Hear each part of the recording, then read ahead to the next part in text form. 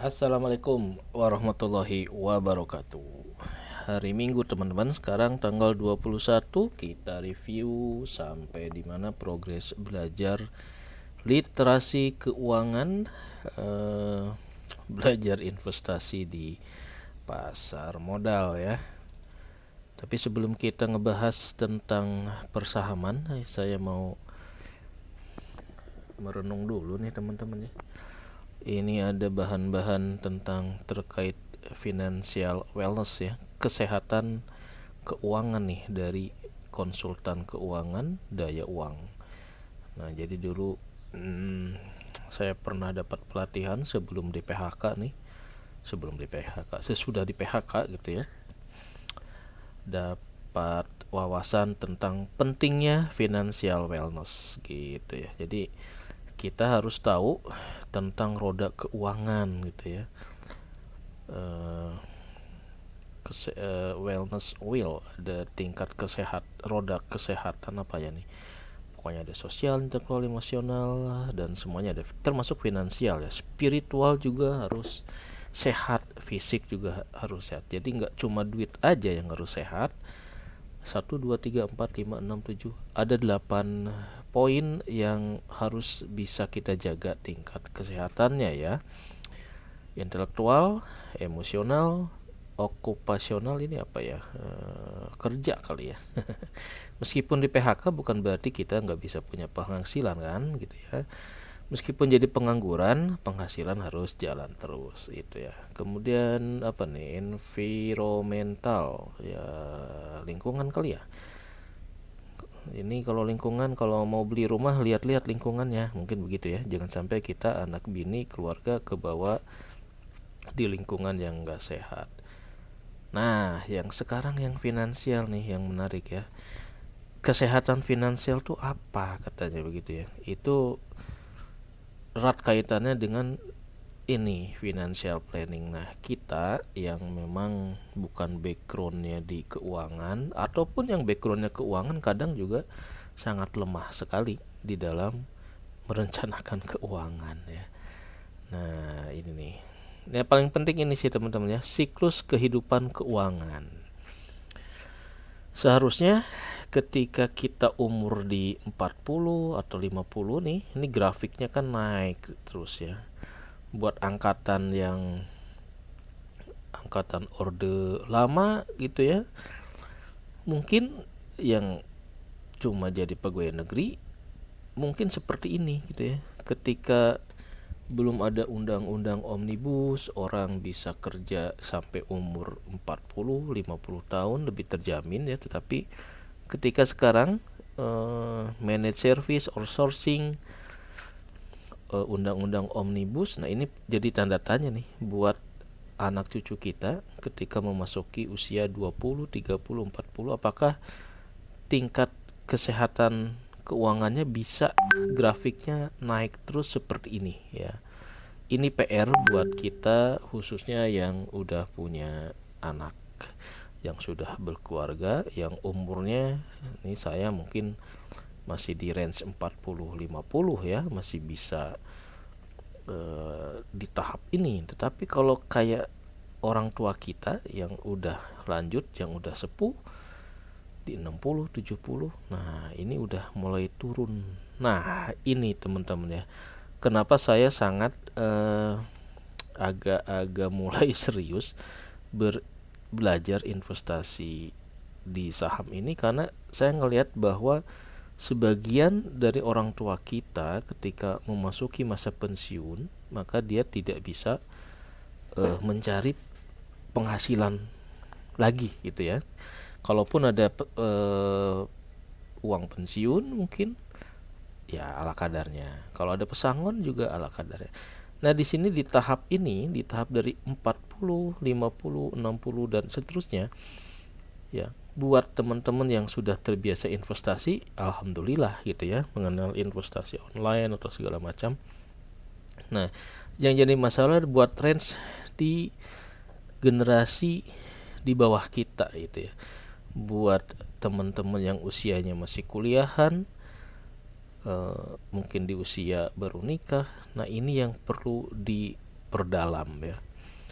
Karena makin hari tentu untuk menghasilkan grafik yang naik ke atas ini makin berat karena biaya hidup makin berat ya, tantangan persaingan juga makin berat. Jadi kita harus mencari sumber-sumber keuangan yang bisa menghasilkan dengan gampang gitu ya. Gampang dalam arti controllable gitu ya. Kalau kita usaha ya itu kan lebih susah. Tapi kalau kita belajar investasi sejak dini ya, dari sejak usia sekolah anak-anak kita diajarkan investasi, mudah-mudahan gitu ya, mudah-mudahan hidupnya bisa kayak Sandiaga Uno yang tiap tahun tinggal nunggu jatah dividen yang ratusan miliar dari saham-saham yang dia miliki. Nah ini kemarin ya, ini menarik juga ya, terkait dengan pensiun dini di PHK ataupun disuruh berhenti kerja gitu ya. Terutama di sini ya, ketika kita dapat pesangon, ketika kita dapat duit, nah kita tinggal mencari berkah atau musibah. Bisa jadi berkah, bisa jadi musibah gitu ya. Jadi berkah kalau kita tahu cara muterinnya, tapi jadi musibah meskipun pesangonnya gede, tapi kalau kita nggak ngerti muterinnya, nggak ngerti memberdayakannya, ya wassalam gitu ya. Gitu teman-teman ya. Jadi kenapa fokus di channel yang kita pelajari bersama ini lebih fokus kepada belajar literasi keuangan gitu ya. Nah, literasi keuangan karena menurut saya itu saya juga masih keteteran gitu ya. Nah, ini PR besar buat generasi saya yang tidak pernah diajarkan oleh orang tua untuk ngurus yang namanya belajar literasi keuangan ya. Untuk generasi yang milenial dan yang lebih di kelahiran tahun 2000 mungkin ya, yang melek gadget, melek medsos, itu pemahaman tentang literasi keuangannya alhamdulillah lebih bagus ya. Tapi buat sebagian yang satu generasi dengan saya mungkin ya, yang kelahiran 70, kelahiran 80, nah itu yang agak-agak jadi kaum mediocre gitu ya. Dibilang miskin kagak, dibilang kaya susah ya. Jadi kaum menengah yang pas-pasan gitu. Kerja penghasilnya kurang, berhenti kerja nggak punya tabungan. Nah ini PR terbesar buat anak cucu kita, bagaimana meningkatkan literasi keuangan gitu ya. Karena di literasi keuangan ini merupakan alat agar kita bisa lebih arif dan bijaksana dalam mengambil keputusan dan mengelola keuangan dalam rangka mencapai kesejahteraan. Nah, ini menarik teman-teman, karena kemarin lagi rame nih ada berita ini nih ya, yang lagi rame nih, mertua idaman katanya ini, dari sebagian milenial sampai pada berdoa semoga tidak mendapat mertua yang lagi ribut ini ya. Ini ada berita menarik bahwa salah satu artis atau apa ya, dituding main judi oleh mertuanya. Nah ini menarik ya. Ini balik lagi nanti ke literasi keuangan. Jadi meskipun anak saudara menantu duitnya banyak, tapi kalau dia diinvestasikan ke bidang yang ya kelihatannya gampang, tapi sebetulnya tidak gampang gitu ya, maka akhirnya dia akan menjadi investor yang cut loss. Makanya buat sebagian masyarakat, buat sebagian kalangan, investasi saham itu disebut judi ya, bisa jadi gitu ya. Kenapa? Karena sebagian orang menganggap investasi saham itu cuma klik-klik melototin angka doang gitu ya, tanpa melakukan ini namanya DYOR nih, do your own research, tanpa melakukan analisa, nggak baca prospektus ya, nggak mau tahu kenapa harga saham itu tiba-tiba meroket, tiba-tiba turun gitu ya. Bodoh amat, yang penting cuan. Nah itu yang menyebabkan perilaku investasi saham yang seperti itu yang bisa lebih menyerempet atau lebih condong aspek spekulasinya yang besar, sehingga kita sepakat kalau yang spekulasi besar ya memang nggak beda jauh dengan judi gitu ya. Meskipun investasi saham itu bukan judi, tapi dia bisa mirip judi. Kenapa? Kalau bandar saham yang cuan mulu, kita yang jadi investornya cut loss mulu. Nah, berarti investasi saham itu oleh sebagian masyarakat disebut judi karena tidak mendatangkan keuntungan. Nah, ini gara-garanya si ibu ini menginformasikan bahwa si artis ini rugi sampai 200 juta untuk bermain judi saham. Coba yang 200 juta cut loss atau potensial loss ya. Mentalnya, kesehatan mentalnya kayak apa? Kalau yang real investor nyantai aja, loss potensial 200 juta dia nyantai aja. Kenapa? Karena dia tahu cara untuk recovery-nya. Itu bedanya antara investasi saham yang disertai dengan riset sendiri ya, do your own research, dan mana yang cuma spekulasi, ngikut-ngikutin doang, ngikutin grup saham, disuruh beli nurut, disuruh jual nurut gitu ya. Nah, ini harus kita tegaskan, kita investasi sahamnya bukan yang seperti itu, tapi kita belajar investasi sahamnya yang memang diiringi dengan belajar untuk melakukan analisa. Walaupun analisanya amatiran, asal-asalan, tapi seiring dengan perjalanan waktu kita jadi makin mengenal bagaimana si bursa saham itu bekerja ya. Biar nanti nggak kejebak teman-teman ya. Ini bagaimanapun pilihan kita jadi spekulator, spekulan ataupun investor ini adalah bagaikan minyak dan air gitu ya.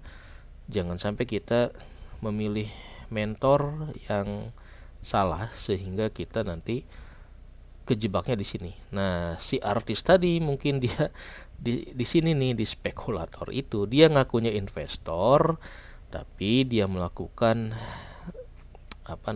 kelakuan yang mirip orang main spekulasi saham gitu ya. Kenapa? Karena kalau investor ya nggak mudah gitu. Tidak mudah menjadi investor saham karena banyak sekali tugas yang harus dilakukannya ya. Jadi untuk teman-teman yang mungkin berniat investasi saham, selalu moral ceritanya saya akan ulas berulang-ulang bahwa dunia saham itu seperti ini ya.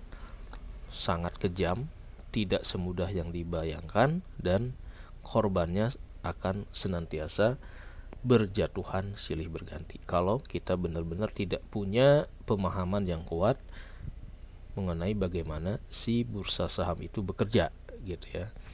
Tidak semudah itu untuk mencari cuan di bursa saham, intinya sih begitu ya.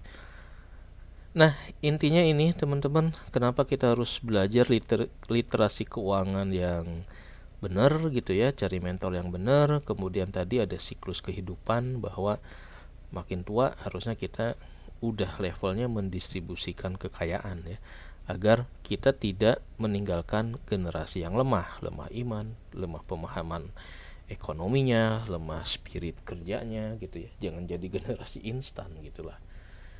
Nah, balik lagi nih, kenapa harus main saham? Kenapa harus investasi di saham? Karena ya returnnya yang paling besar dibandingkan kita cuma nabung. Khususan kalau kita nggak punya background berusaha, nggak punya jiwa entrepreneurship ya, investasi di bursa saham menurut saya pribadi itu yang paling aman gitu ya. Oke, jadi temanya sekarang adalah investasi saham itu harus diimbangi dengan ya pembelajaran gitu ya, do your own research gitu ya. Jadi kita harus melakukan analisa sebelum kita membeli, sebelum kita menjual. Jangan sampai tergoda, jangan sampai kita membeli saham yang udah jelas-jelas harganya naik turun roller coaster tapi kita beli. Itu pasti masuk ke spekulasi, dan spekulasi adalah temannya judi gitu ya. berkah enggak berkah nanti dari sini ya. Kalau Anda beli trading, spekulasi, keberkahannya itu ya begitu deh gitu ya. Dipertanyakan gitu. Oke, disclaimer seperti biasa bahwa ini adalah sharingan saya belajar literasi keuangan, wabil khusus berinvestasi di pasar saham. Progres-progres belajarnya ya seperti ini akan saya sharing terus. Ini bukan ajakan untuk membeli ataupun menjual atas saham-saham, tapi ini cuma sekedar sharing bahwa apa yang saya lakukan dalam rangka do your own research itu ya seperti ini. Nah, ini bisa jadi inspirasi buat teman-teman. Kalau cocok ya alhamdulillah, kalau tidak ya bisa cari dari master-master senior saham yang lain. Jadi mindsetnya seperti ini teman-teman dalam berinvestasi saham ya. Investasi saham bukan judi, tapi dia mirip judi. Kalau kita belinya banyak aspek spekulasinya. Nah, akibatnya apa? Bandar saham yang akan cuan gitu ya. Kitanya katos mulu gitu katanya gitu ya. Kata YouTuber saham itu 90% investor saham yang ngakunya investor saham cita-citanya cut loss. Kenapa? Karena tidak malas melakukan ini, malas melakukan research gitu ya. Kemudian yang keduanya adalah, nah ini salah. Kalau investor dia lebih ke long term, bisa jadi dia ngincer dividen gitu ya, dan dia beli sahamnya yang jelas-jelas saham yang menguntungkan, yang punya prospek tidaknya suatu saham ya sebetulnya dilihat dari dia kemampuan dia membagi dividen ya.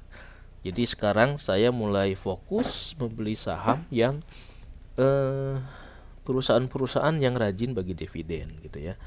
Jangan yang IPO, baru IPO kita borong jadi kayak si kasus artis tadi gitu ya, beli saham Goto, saham yang miliknya Sultan Subang gitu ya, akhirnya kejeblos harganya nyungsep. Nah, oke, temanya ini ya, kita update report tentang Mission Impossible, mengais duit recehan dari triliunan dividen yang tersedia di pasar modal. Biar kita nanti saat tua rentak nanti nih bisa dapat gajian dividen dari investasi saham yang saat ini kita lakukan.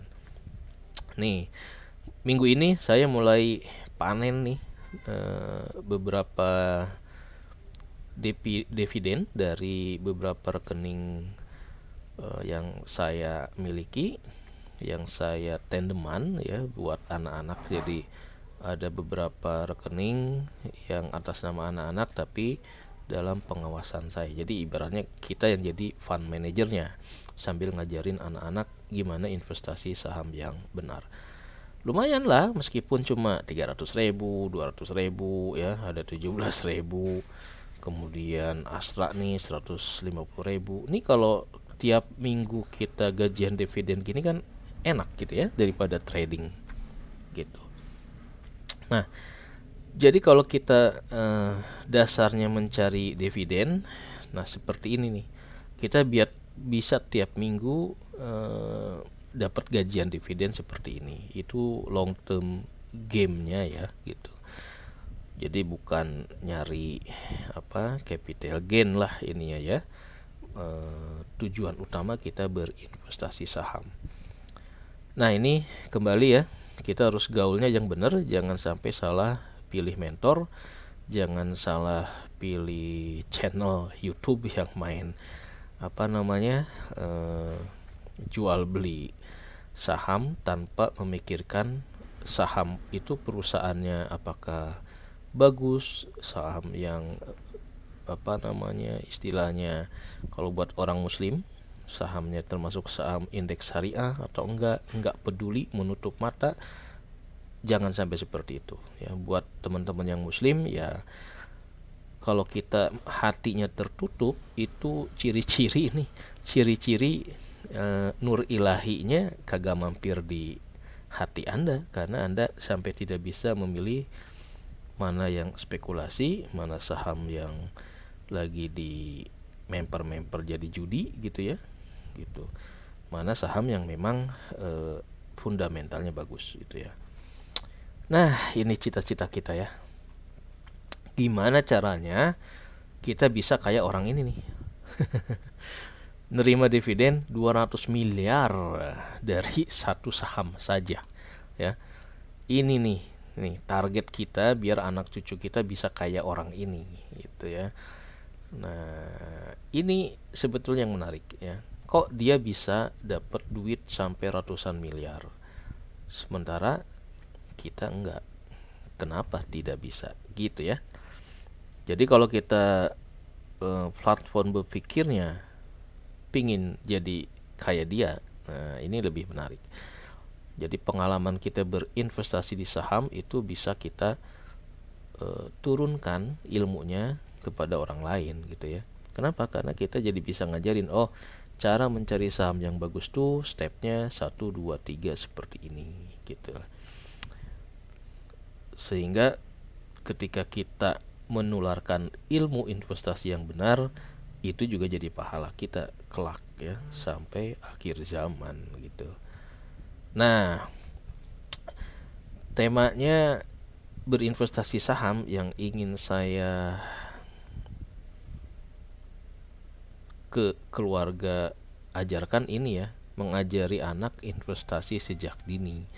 Kenapa? Karena ternyata kayak tadi kasus si artis yang duitnya banyak tapi diinvestasikan ternyata malah jadi rugi. Berarti ada pengetahuan investasi yang salah tuh ya.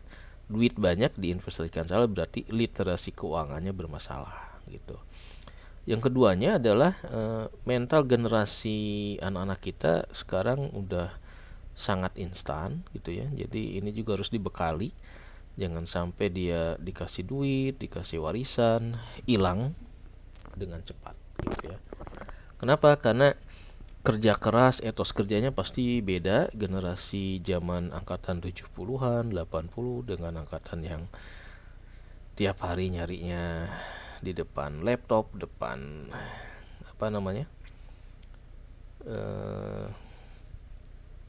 medsos gitu ya. Karena dia lebih instan, pasti secara etos kerjanya juga mentalnya akan beda. Nah, yang keduanya adalah di sini bahwa fakta nyari kerja makin susah, maka ya udah mahal-mahal nyekolahin anak, kuliah juga mahal, habis kuliah nganggur. Nah, mendingan sedari dini ajari anak untuk cara gajian, nyari gajian dari dividen saham ya. Nah, cuma ya tentu harus diimbangi dengan pengawasan. Jangan sampai kayak si Tole ini dikasih modal main saham langsung beli saham-saham yang aneh-aneh gitu ya. PT Bau Tanah dibeli gitu. Nanti amblas deh modal dari orang tuanya. Ini adalah tema sentral dari belajar literasi saham, ngajarin investasi saham sekeluarga biar bisa gajian dividen. Nah, ini misi kita, gimana kita bisa kecipratan 226 triliun dari dividen di pasar saham ya. Caranya gimana? Nah, ini adalah permainannya ya. Ya caranya harus mau nggak mau kita harus beli saham emiten-emiten yang ngebagiin dividen sebanyak 200 triliun ini. Misalkan Bank Mandiri nih, labanya 241 triliun. Nah, kalau kita beli saham Bank Mandiri, otomatis setiap tahun bakal kecipratan ya sekian perak dari dividennya. Itu ya yang harus diingat. Kenapa kita ngincernya nih ujung-ujungnya adalah dividen. Nah, ini yang jadi masalah tinggal ini ketika kita tahu di pasar modal ini ada ratusan triliun, kita mau nggak mengutin ya dari total dividen itu kita kebagian berapa sebagai rakyat jelata gitu ya. Dan pertanyaannya ini, apakah memang bisa gajian dividen tiap bulan? Nah, ini yang lagi saya pelajari gimana caranya, karena nggak mudah juga, ada dividen trap, ada macam-macam lah ya tantangannya. Ini yang lagi coba kita pelajari, mana saham mana saja yang aman, tidak terjebak oleh dividen trap itu, biar kita kecipratan ya sedikit banyak dari 226 triliun dividen yang dibagikan itu. Yang keduanya, investasi saham juga masih ada polemik halal dan haram, dimana kalau mau yang benar-benar halal katanya motifnya harus dividen, motivasi ngejar dividen ya. Kalau motivasi selisih harga nanti kejebak deg-degan ya, karena ada spekulasinya lah gitu ya. Meskipun secara aturan MOI investasi saham ngejar capital gain juga ya boleh-boleh aja, dengan syarat sahamnya dibeli tidak dengan hutang gitu ya. Dan ada aturan kapan akadnya itu aman buat diperjualbelikan. Nah, pertanyaan terbesar saya, teman-teman, saya masih berpedoman bahwa saham itu zero sum game gitu ya. Artinya kalau saya untung berarti ada yang rugi, kalau saya rugi berarti ada yang ambil untung. Nah, saya masih ada pemikiran seperti itu. Tapi kemarin saya lihat di channelnya Pak Gita Wirjawan sama Grace Tahir ya. Dia ada yang menarik. Kenapa pasar saham itu indeksnya naik terus? Jadi kenapa harga saham BCA Mandiri naik terus ya, sampai harus stock split lah gitu. Nah, ini pertanyaan yang menarik teman-teman, untuk menetralkan asumsi bahwa saham itu zero sum game. Nah, jadi dijelaskan oleh Pak Gita bahwa ya tren populasi penduduk itu kan naik terus gitu ya. Kita yang udah jadi orang tua, yang udah pensiun gitu, kemudian anak-anaknya udah dewasa, maka anak-anaknya kerja, dapat dong dia gaji, dapat upah, dapat pendapatan gitu ya. Nah, buat sebagian yang penduduk yang udah melek investasi mungkin dapat dividen segala macam ya. Nah, dari dua sumber ini, maka inilah yang menjadi sumber investasi ya. Yang dividen, yang dapat dividen tahunan, sebagian besar pasti direinvest lagi karena dia udah menikmati gampangnya dapat duit dari dividen kan. Nah, yang baru angkatan kerja baru, yang baru dapat bonus, bisa ada duitnya ada sisa, maka dia akan berpikir duitnya itu bakal dikemanain, maka dia akan diinvestasikan nih, gaji, upah, kalau dapat warisan, dapat warisan rumah dijual, duitnya tabungannya bunganya 0%, maka dia akan berpikir mencari sarana investasi lain. Sayangnya sarana investasi yang ada itu terbatas kan ya, pasti terbatas karena ujung-ujungnya kalau nggak properti, investasi saham, reksadana, emas, ya itu aja sih gitu ya. Makanya ini dari dua sumber tiap tahun dana yang bertambah ini ya, dari populasi penduduk yang menghasilkan orang yang existing investment, dari dividennya diinvest, kemudian yang orang-orang yang duitnya ada kelebihan, dia juga ingin investasi, maka kalau dia investasi di saham, otomatis dong duitnya, sementara sahamnya kan terbatas nih, yang blue chip ya, jadi rebutan, otomatis harganya bakal naik. Nah, inilah kenapa secara fakta tren harga saham itu, indeks harga sahamnya akan kecenderungannya naik terus gitu ya, kecuali kalau kondisi ada perang, ada apa, mungkin hancur gitu ya. Tapi kalau kondisi normal ya kemungkinan akan harganya naik terus. Di sini sebenarnya peluang ya buat nanti anak cucu kita, kalau dia ngerti mana sarana investasi yang lebih menjamin masa depannya, maka dia akan ya nggak jauh-jauh dari pasar uang dan pasar modal gitu ya. Kenapa? Ya karena gini, ratusan triliun dividen yang tadi dibagi-bagi itu sebagian besar mungkin direinvest lagi ke pasar saham. Nah, ini penjelasan dari Pak Gita Wirjawan yang menerangkan bahwa kenapa investasi di pasar saham itu ya sangat-sangat menarik dan memberikan return yang tinggi ya, seperti yang di ini nih yang tadi disebutkan bahwa return dari saham dibanding yang lain mana ya? Kayaknya bukan yang ini deh. Bukan di sini ya. Return saham dibandingkan misalkan naruh di deposito, di instrumen yang lain, instrumen saham itu memberikan return yang lebih besar ya, gitu. Nah, buat yang ngerti tentang tata cara investasi, tentu lebih menarik di saham gitu ya, daripada di obligasi, daripada naruh emas, daripada naruh di bawah bantal apalagi. Nah, ini kalau kita udah ngerti, udah paham tata cara kerja si pasar modal, tentu kita akan all out belajar di sini ya untuk ngejar dividennya. Nah, temanya sebetulnya bukan ini sih, tapi saya mau sharing tentang progress report dividen belajar jadi dividen hunter nih teman-teman ya. Ini udah nih. Nah, ini dia.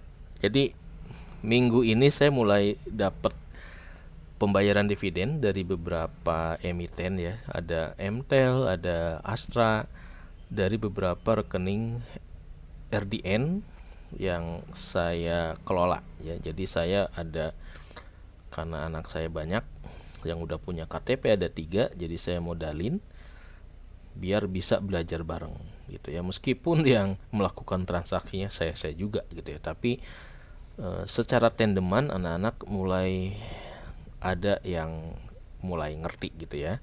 Oh, ternyata caranya cari dividen itu begini gitu. Itu yang menarik teman-teman. Jadi kita bisa belajar bareng sama istri sama anak untuk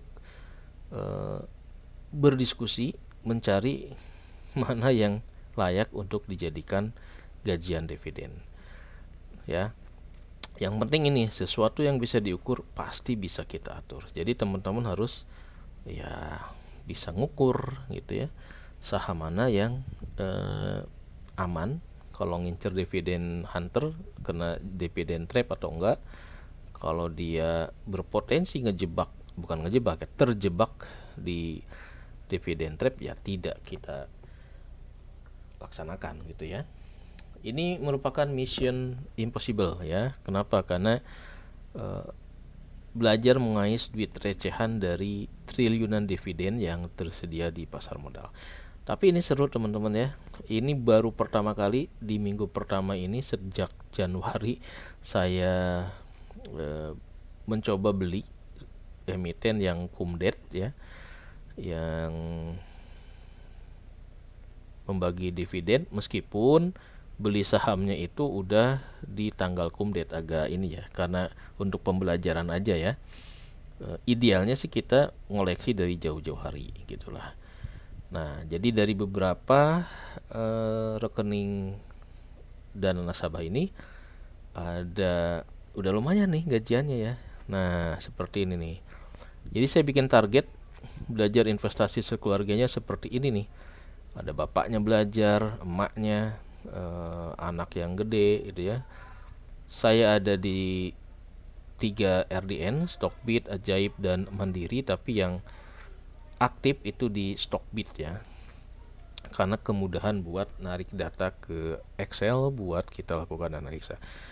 Nah, ini di minggu-minggu lalu ini anak saya udah belajar beli saham Sido dan Matahari, meskipun dapat dividen tapi ini kena dividen trap gitu ya.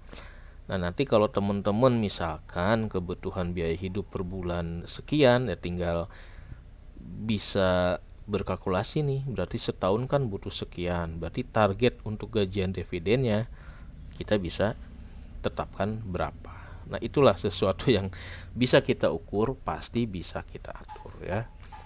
Yang penting nih spiritnya ini ya, dari ratusan triliun dividen di pasar saham, kita yang jadi rakyat jelata harus bisa kebagian gitu ya. Jangan plonga-plongo doang, nggak kebagian apa-apa, nanti yang kaya cuma Sandiaga Uno doang gitu ya. Ya, karena dividennya ratusan triliun, kita kagak kebagian apa-apa karena males belajar. Nah, ini yang sampai progress report di minggu ketiga Mei, pilot project gajian dari dividen sekeluarga ya. Jadi emitennya ada Mtel, Sido, Matahari, dan Astra nih. Total lumayan nih. Udah mulai terkolek 1,5 juta dari dividen ini ya.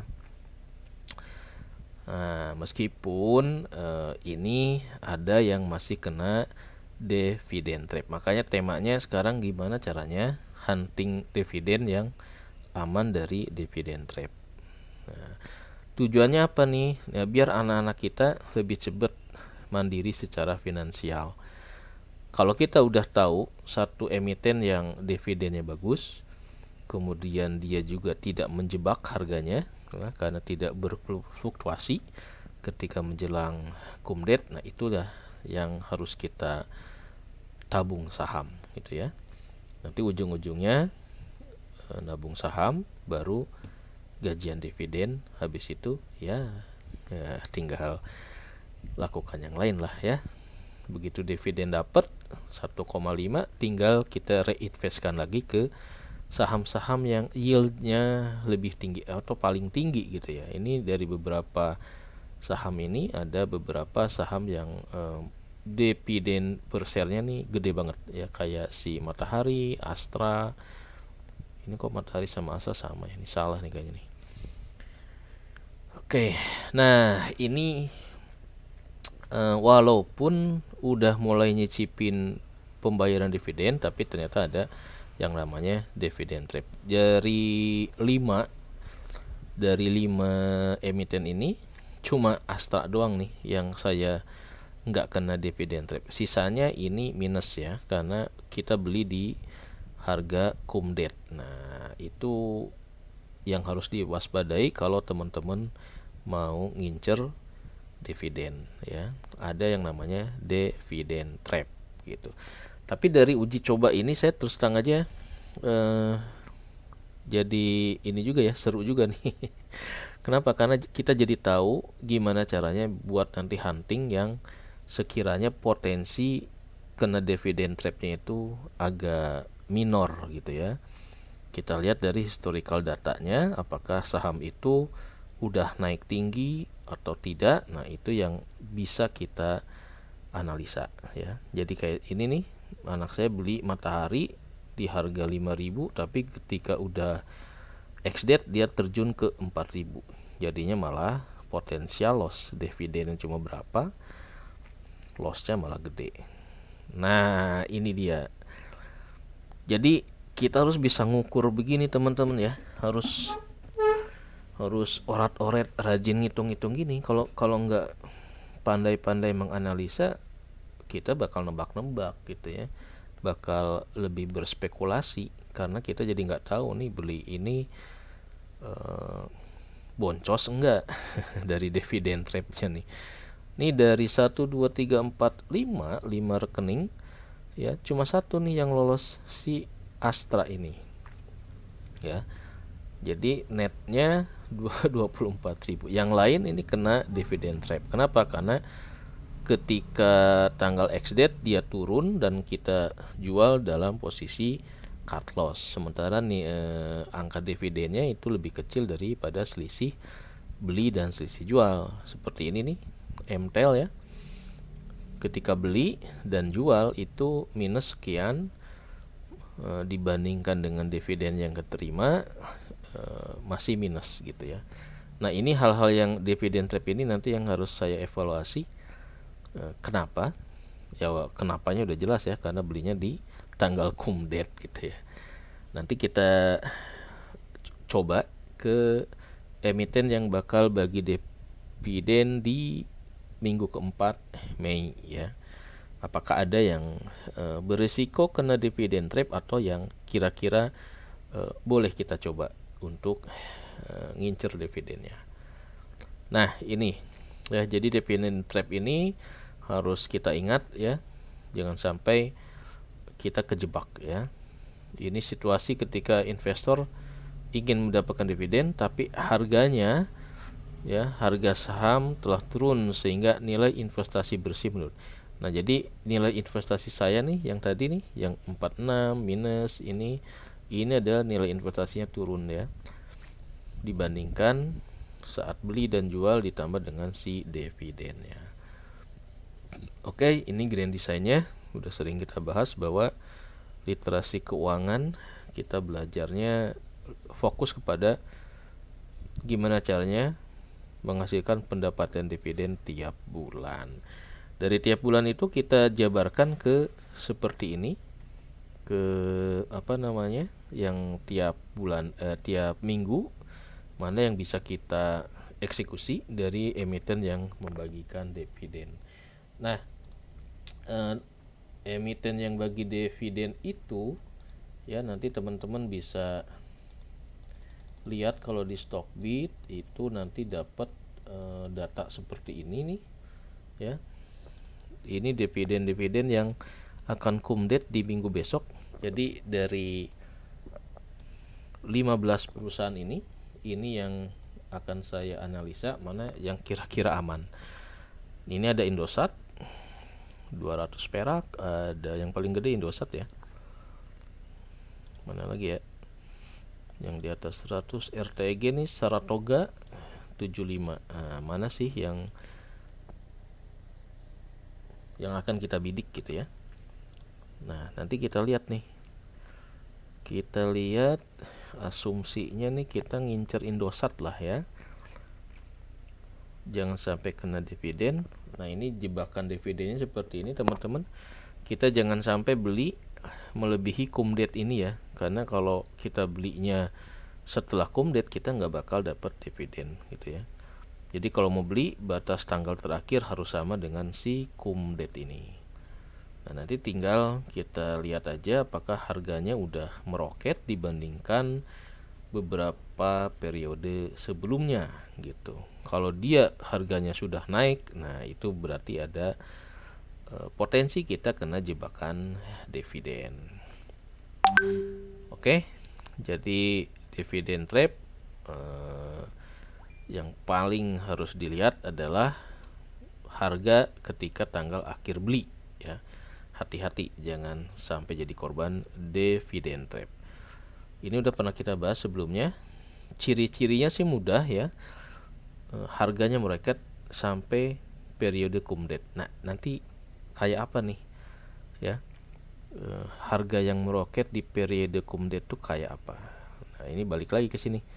Biar tidak kena dividen trap, yang harus kita lakukan analisa pergerakan harga, analisa fundamental tentu ya, karena nggak semua perusahaan akan bisa bagi dividen gitu ya. Yang kedua juga waspada sama dividen. Ini juga bisa jadi jebakan bagi dividen, bisa menjebak kita juga ternyata ya. Ini agak-agak seru nih. Kok bisa gitu ya bagi dividen tapi kita kena jebakan. Ini yang contoh di MTEL, kenapa saya kena dividen trap. Jadi dari sejak awal tahun ini udah mulai meroket gitu ya, sampai naik. Nah, habis tanggal X date dia turun lagi. Disitulah jebakannya. Ini udah tadi ya, sama kena dividen trap. Nah, ini yang contoh di saham Astra ya. Jadi dari saham Astra itu saya amati, saya pernah beli saham Astra di harga 6.600 ya. Kemudian dari sini udah kelihatan sih sebetulnya ya.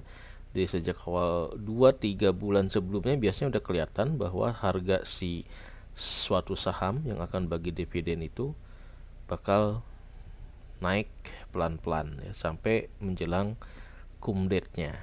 Nah, ketika di sini puncaknya adalah 6.600. Ini tanggal kumdate di mana saya beli buat uji coba jadi dividen hunter ya. Ketika besoknya di tanggal 5 X date langsung drop ke 6.100. Nah, ini masih mending ya. 6.100 kan masih ada selisih 450 ya. Sementara dividennya kan 552, sehingga secara total ini masih ada untung lah ya gitu. Ini yang menyebabkan kita nih masih plus atau minus. Jadi untuk case-nya Astra saya masih dapat plus 24 rebong ya. Jadi capek-capek beli dividen, menganalisa gitu ya. Dapatnya cuma segini. Tapi nggak apa-apa. Ini justru kita jadi tahu, oh seperti ini yang dimaksud dengan dividen trap. Jadi tahun depan kalau mau ngincer dividen Astra jangan beli di sekitar kumdet gitu ya. Ini belinya saya bener-bener di hari si kumdetnya gitu. Nah, ini contoh kasus untuk ngetes dividen trap saham yang minggu besok bakal kumdet, yaitu saham Indosat ya. Dari historical transaksi yang saya miliki, nah kita bisa lihat nih harga si Indosat ini di awal tahun di Januari di 5.800, kemudian di akhir mulai meroket ke 6.800 ya. Jadi ini ciri-ciri yang harus kita waspadai, apakah analisa pergerakannya itu ya ini aman atau enggak kalau kita ngincer dividen gitu ya. Harus diperhatikan nilai minimal dan rata-rata selama beberapa periode sebelum kumdetnya. Nah, kita lihat teman-teman ya.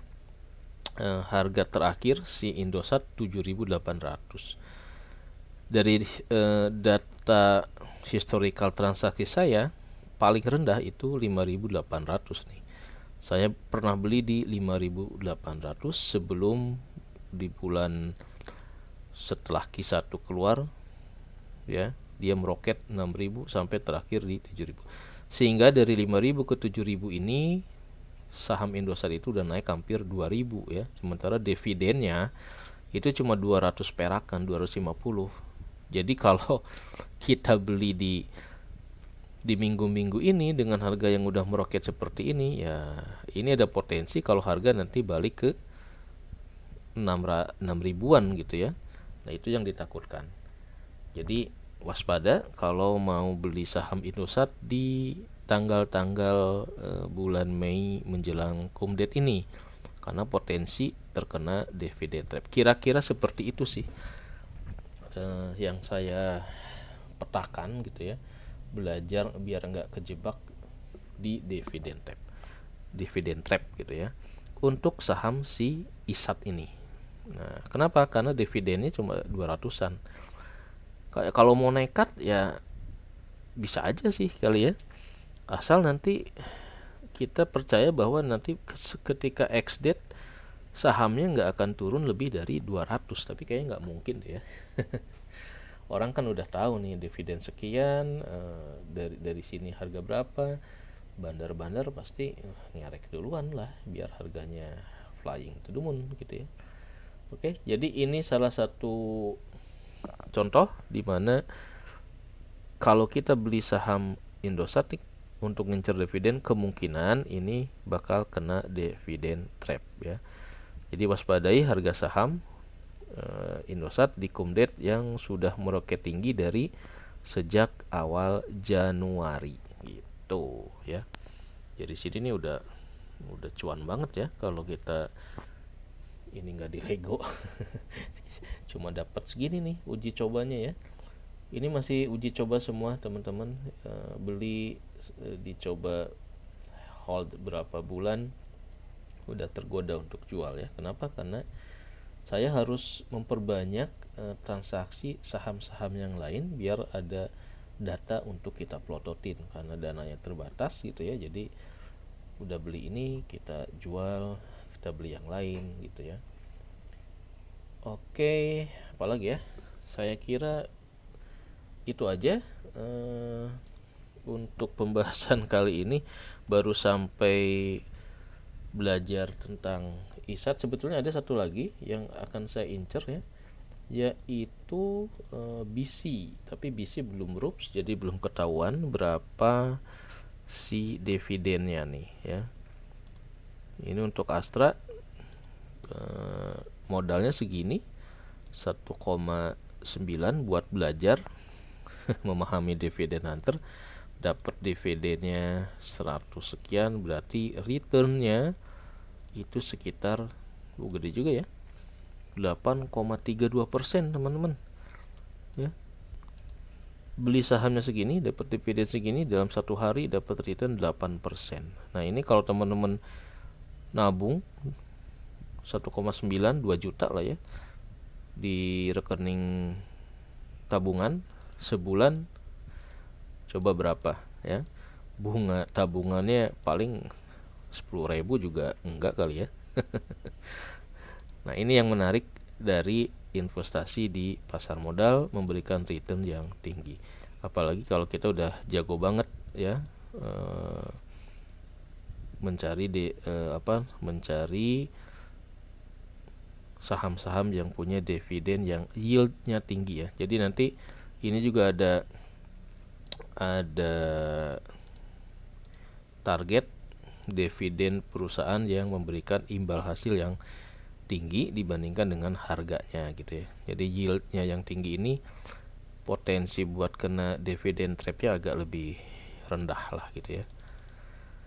Oke, jadi di minggu keempat besok ini adalah yang akan saya incer nih, ISAT.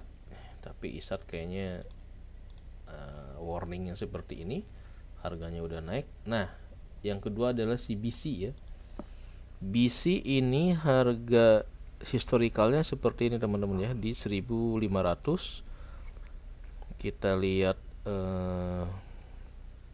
harga terendah ya dari range transaksi dari Maret sampai dengan Mei ini, harga terendahnya di 5.000 gitu ya dari catatan transaksi yang pernah saya lakukan.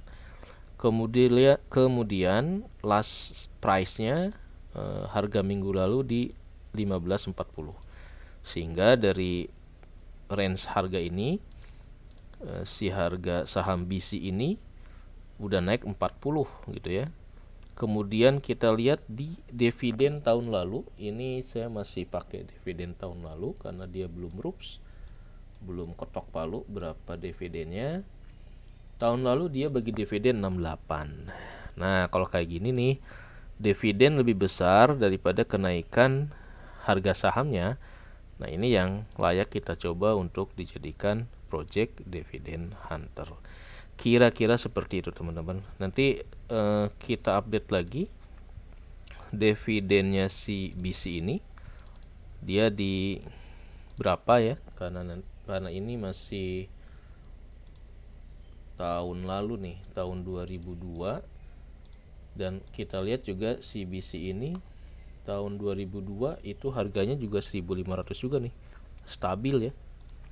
Nih Juni 2002 di 1.500, sekarang juga 1.500. Jadi harganya nggak meroket nih, nggak kayak si Indosat ya. Indosat tahun lalu berapa ya? Oh ini datanya data ini ya, tahun lalu 7.700 ternyata di Agustus ya, 7.700, dividennya juga 2.800. Oke teman-teman, kayaknya itu dulu yang harus kita lakukan ya. Jangan lupa lakukan analisa pribadi, do your own research agar kita berinvestasi sahamnya bukan spekulasi gitu ya. Karena spekulasi itu lebih mirip judi. Kalau mirip judi, nah itu udah banyak was-was yang menghampiri perasaan kita. Oke, disclaimer seperti biasa bahwa ini adalah sharing pengalaman saya pribadi. Semoga bisa jadi inspirasi buat teman-teman semuanya. Dan jangan lupa patokin cita-cita biar bisa jadi orang ini, dapat dividen 218 miliar tiap tahun dari satu emitennya ya. Amin. Assalamualaikum warahmatullahi wabarakatuh.